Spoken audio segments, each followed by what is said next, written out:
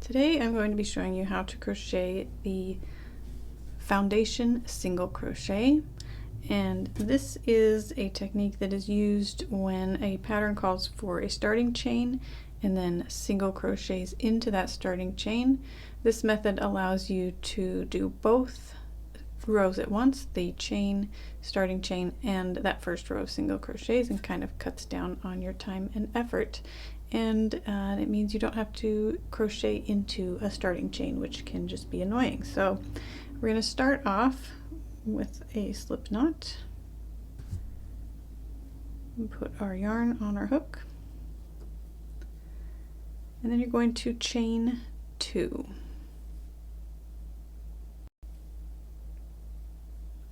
Now in that first chain, you're going to insert your hook, yarn over, pull through, and then you're going to yarn over and pull through again,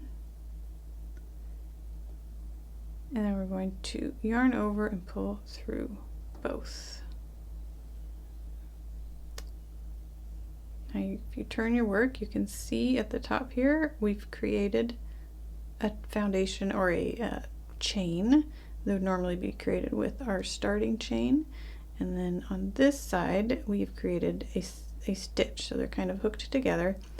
And what we're going to do next is we're going to put our hook through that V here,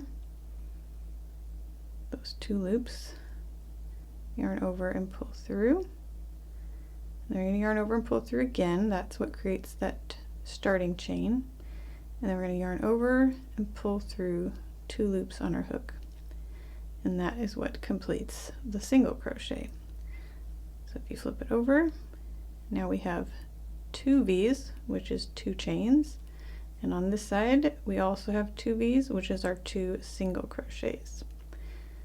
So back on this side, we're going to stick our hook through that most recent V that we created. I'm going to yarn over, pull through, yarn over and pull through again to create that chain, and then yarn over and pull through both loops. We now have 3 chains, 1, 2, 3, and 3 single crochets, 1, 2, 3. I'm going to do this again. So through that V that we created, yarn over and pull through once, yarn over and pull through twice, and then yarn over and pull through both loops on our hook. We're just going to keep doing that until you have the number of stitches that you need for your first row, for that row of single crochets. And then I'll show you what to do once you've finished the number that you need. So here's our starting chain, here's our single crochets, and it can curve a little bit, but what's going to happen is that when you go on to row 2, you're going to be working along this edge, and that's going to pull that straight for you.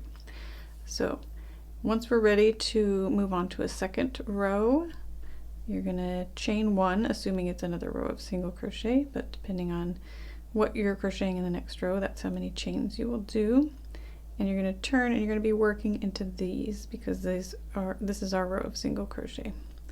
So we're going to turn and then just continue working whatever you need to do for your next step into these stitches, this single crochet row that you have created.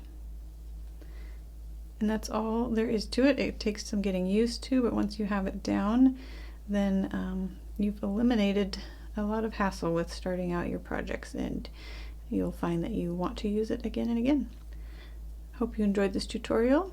Be sure to follow along, subscribe to my YouTube channel, and check out my website for patterns. Thank you.